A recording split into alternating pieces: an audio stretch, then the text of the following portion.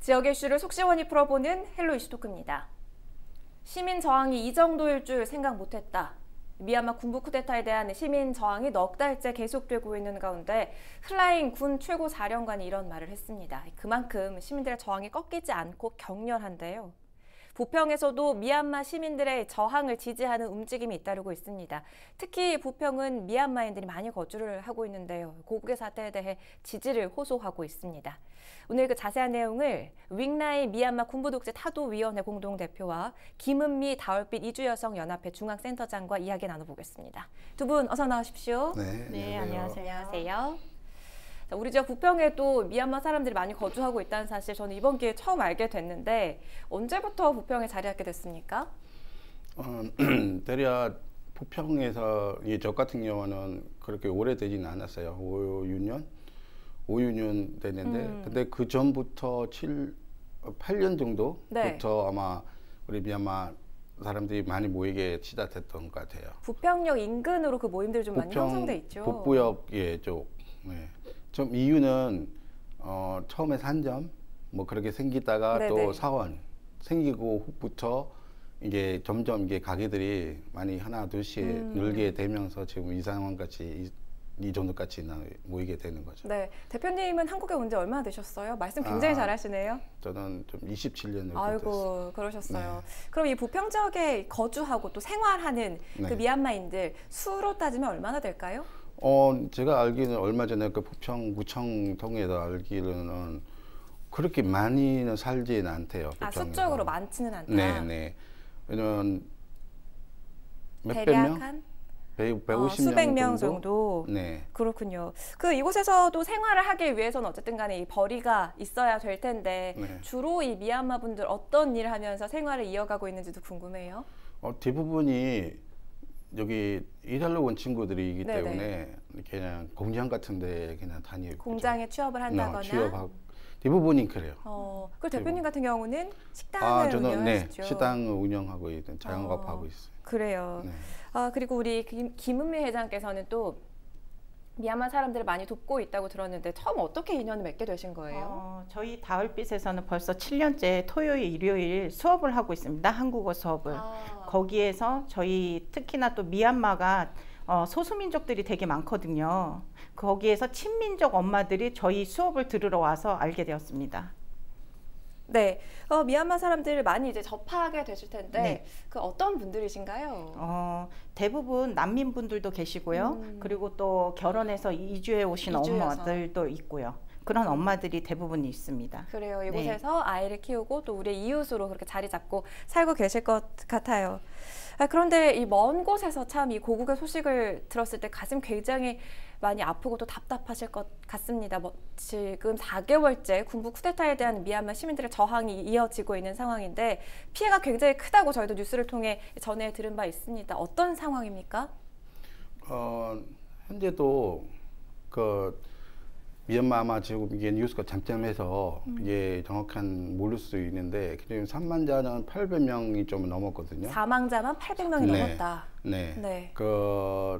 근데 그거는 통계될 수 있는 그 숫자고 그에 이게 더 이상이라고는 그보다 생각할 더 수도 많을 있어요. 수 있다. 네.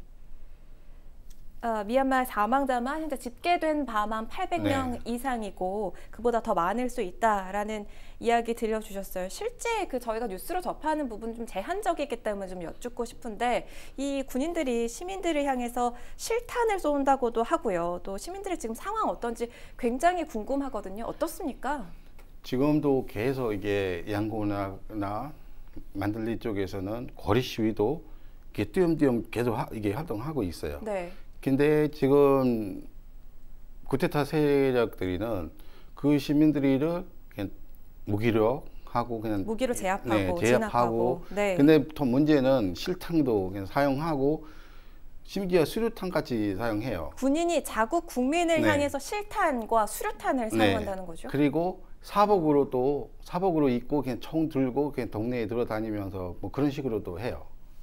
제포나 지금 봤을 때 대부분 집 안에서도 이제 구경을 하시는 분들도 있을 거 아니에요. 총이 싸고 막 이러다 보니까. 그래서 궁금할 때 이렇게 얼굴만이라도 내비쳐도 그냥 총으로 쏠 정도로 위험하다고 얘기했습니다. 피해 상황이 네. 뭐 이 정도입니다. 실제 생생한 그런 상황들을 말씀을 해주셨는데 사실 이 군부 진압에 미얀마 시민들이 저항을 멈추지 않고 있습니다. 어떤 식으로 저항 운동이 이루어지고 있습니까? 지금도 현재 우리 그 설명해주자면 조금 길어요. 지금 미얀마 원래 정부 지금 구성했거든요. 민족통합정부 NUG라고. 네. 그 정부 쪽에서 지금 시민방어군 찬성이 지금 시작했거든요. 근데 그것이 별개로 지금 일반 시민들이 또 아예 못 참으니까 그냥 자기 칼이 있으면 칼이라도 들이대고 싶은 거. 왜냐하면 계속 네. 이게 탄압받고 있으니까 이 군부 당하고만 통치에 있으니까. 대한 그 반항으로 네. 시민들도 직접 칼을 들고 뛰쳐나온 네, 상황이다. 그런 거죠. 아. 아까 이현미 선생님이 아까 얘기했잖아요. 그 민족 중에서도 그 친민족이 원래부터 사냥총을 이게 썼던 민족들이에요. 네. 사냥하는 이게 민족들이라. 사냥. 그래서 사냥총으로도 다시 대응하고 그래요. 근데 사실 이 일반 국민들이요, 네. 군인을 상대로 이 저항을 한다는 건 상당히 쉽지 않을 네. 것 같은데 이 굉장히 절박함 같은 게 느껴지거든요. 네, 그렇죠. 칼을 들고도 뛰쳐나왔다. 네. 왜냐하면 이게 당하고만 있지 않겠다. 이제는 더 이상 당할 수 네. 없다라는 네. 그런 마음인 거겠죠. 네. 다 이게 지금 특히 요즘 세대들이 이 정부는 이게 군사 독재는 이번엔 마지막이다. 180% 우리는 뒤집어지지 않으면 이제 안 된다. 더 이상은 안 된다, 안 된다. 하는 그런 네. 심정으로 네. 많은 시민들이 지금 거리로 뛰쳐나왔다라는 그런 상황 전해주셨어요. 네. 특히 우리 김 대표께서는 이주 여성들로부터 많이 그 전에 들으실 것 네, 같은데 네, 네. 어떤가요? 대부분 엄마들이 얘기하기를 지금 친민족 같은 경우에는 조금 그 안에서도 소수민족이 되게 많대요. 130개 정도의 언어가 다 틀리다고 합니다. 거기에서도. 근데 지금 이런 쿠데타로 인해서 다들 산속으로 피신을 했다고 해요. 근데 산속에 피신했는데 텐트가 있겠어요. 뭐 약국이 있겠어요. 병원이 있겠어요. 열악하겠죠. 근데다가 또 장마철이에요. 지금은 장마. 그러다 보니까 장마철이다 보니까 비는 계속 오고 위에다가 이불만 천막을 치고 그러고 살고 있다고 합니다. 그래서 감기도 많이 걸리고 약도 없는 상태고 그것 때문에 지금 많이 마음이 아프다고 얘기들 많이 하시고 계세요. 참 열악하고 힘든 상황에서도 저항을 네. 이어가고 있다라는 네. 말씀을 지금 전해주셨는데 이 미얀마에 남아있는 가족들이 있으실 겁니다. 굉장히 걱정 많이 되실 것 같은데 심정 어떠신지 가장 가슴 아픈 일이 있다면 뭘까요? 있죠. 특히 뭐 우리 딸이나 아들, 뭐 조카뻘 되는 친구들이 그래 희생하는 거, 저 처음 이게 쿠데타가 이게 사망자 100명 정도 때부터 더 이상은 그런 친구들이 희생하지 말아야 되는데 그런 진짜 이게 그때부터 그런 얘기하면 이게 울컥하더라고요. 왜냐하면 그 자리에 우리가 있어야 되는데. 이 젊은 친구들이 나라 더 이끌어야 되는 친구들이 대신해서 지금 싸워주고 있다. 대부분이 그 젊은 친구들이에요. 이 겁도 없이 아까도 말씀드리다시피 이렇게 총으로 눌고 있는 사람한테 그냥 무기 없는 사람들이 대드리는 게 이게 말도 안 되잖아요. 근데 겁이 없어요, 그 친구들이. 왜 그 다짐이 하나예요. 우리는 절대 끝까지 간다. 군부독재는 안 네. 된다라는 네. 마음으로 지금 너무 위험한 상황에 젊은 사람들이 처해 있고 저항하고 있는 거에 대한 어떤 그 안타까움, 또 미안함, 고마움, 그렇죠. 뭐 네. 여러 가지 복합적인 마음이실 것 같아요. 근데 사실 아까 앞서 잠시 설명을 해주셨지만 아직은 그 미얀마 군부 쿠데타가 일어난 것만 알고 그 배경에 대해서는 많은 분들이 잘 모르고 계실 겁니다. 미얀마가 원래는 그 오랫동안 군인들이 집권을 해오다가 지난 2015년인가요? 그 문민정부가 집권을 한 걸로 알고 있는데 왜 다시 이렇게 군부 쿠데타가 일어난 건지요? 원래 이게 말로는 문민정부죠. 근데 그 헌법이 미얀마에 2008년 정도에 만든 헌법이 있습니다. 네. 그 헌법이 문제였습니다. 그 헌법에서는 제가 이게 간략하게 이게 설명드리자면 국회에 모든 국회에 지방국회도 있고 그냥 중앙국회도 있는데 모든 국회에 25%가 군인이 앉아 있어요. 네. 그리고 이게 우리 장관 3명은 군사령관이 임명합니다. 뭐 이게 회의나 뭐 결차 없이 그냥 자기가 야, 니 장관 하라 하면 그 사람이 장관이 되는 거고, 야, 니가 나가라면 그냥 나가는 거고. 일반 이게 국회의원들 같은 경우는 그거 아니잖아요. 그렇죠. 안 되잖아요. 뭐 국회에서 네가 뭐 잘못했다 해도 국회의원 나가라 할 수가 없었잖아. 근데 그 사령관이 임명하는 국회의원은 다 그런 게 가능해요. 오늘 국회에 들어갔다가 내일 없어지는 사람도 있고 자국에 바꾸는 사람들도 있고 그래요. 그리고 아까 장관이 3명이 이게 법무부, 내무부 그리고 이게 국경 쪽에 관리하는 그 장관 그 부서 3개를 예 장관은 군사령관이 임명을 해요. 그래서 그 내무부 안에 경찰도 들어가 있고 군대도 들어가 있고 법무부에서는 그냥 법원 뭐 그냥 그런 법 관련된 그러니까 그런 것들도 통치해서 다 계속 했기 때문에 그때다가 좀 가능한다고 봐요. 그러니까 헌법 자체, 그러니까 2008년에 만들어진 그 헌법 자체에 이미 군부의 힘이 너무 많이 들어가 있다라는 말씀이시고, 지금 관련해서 아웅산 수치 여사도 자택 구금된 상태이고요. 또 군부가 1년간 통치를 하겠다라는 그 선언 때문에 어떻게 보면 시민들이 이렇게 뛰쳐나오게 된 거죠. 지금 이번에 쿠데타 한 2월 1일 이게 지난 2월 1일에 시작하는데 왜 2월 1일에 시작하냐면 지난 무민정부가 우리 1월 30일까지예요. 국회도. 근데 2월 1일이 국회 새로운 국회 소집되고 새로 이게 정부 결성되는 날인데 그래서 국회의원들이 국회의회관 쪽에 모이고 있는 상태에서 바로 그날 새벽에 이게 쿠데타를 일으킨 거거든요. 그래요. 네. 그리고 그 대통령입니다. 그리고 수지 여사님은 그때 바로 가태 연금시키고. 그래요. 이러저러한 배경을 조금 설명을 해주셨는데 지금 이런 상황에서 미얀마 시민들의 피해는 점점 커지고 있습니다. 우리 지역 이 부평에서 미얀마 군부 독재 타도위원회를 만들어서 미얀마 시민들을 지원하고 있다고는 들었는데 구체적으로 어떤 일이 진행되고 있습니까? 지금 우리는 해외에 있으면서 우리가 할 수 있는 역할이 뭐 우리가 한국에 있으니까 한국 국민들한테 그냥 더 알리고 이게 도와달라고 호소하고 그리고 지지해달라고 그리고 여기에 미얀마 이게 한국에서 이게 거주하고 있는 미얀마 사람들이한테 우리가 이게 성금 뭐 모이고 미얀마 쪽에 우리가 지원해주는 그런 방식으로도 하고 있고 그래서 부평역에서도 우리 매주 일요일마다 집회를 해요. 항의하는 집회. 있고요. 네. 그래요. 이렇게 끊임없이 좀 알려야 하는 문제인 것 같습니다. 지금 국제사회에서도 이렇게 지지를 호소하고 있는 상황인데 우리 저 부평에서도 도움이 이어지고 있다고요? 네. 지금 저희 같은 경우에는 부평구청하고 함께해서 사진전을 해서 성금 모금함을 전달을 했고요. 100만 원이 넘는 돈을 지불을 저희가 했는데 부평구청 직원분들도 모금을 따로 전달도 했다고 합니다. 네. 그래서 저희가 또 요번에는 3일 전에 또 부평 문화의 거리에서 프리마켓에서 저희가 직접 만들어서 손으로 만들어서 국기를 만들어 갖고서는 그걸 판매하는 수익금을 또 전달을 하려고 했습니다. 네. 크고 작은 이런 도움의 손길들이 계속 이어지고 있군요. 고국 분들과 지금 연락이 닿을 텐데 가장 절실하게 그분들이 바라고 있는 게 뭔지 궁금해요. 그러니까 미얀마 분들께서 국제사회에 어떤 도움을 요청하고 있습니까? 지금 지난 한 몇 개월 전만 해도 사실 국제사회 특히 유엔이랑 미국 많이 기대를 했습니다. 근데 지금은 이게 다행인지 모르지만 지금은 그냥 우리 손으로 계속 해야 된다. 근데 대신에 국제사회에서 필요한 자원, 지원을 해줬으면 그런 바람이 지금 커요.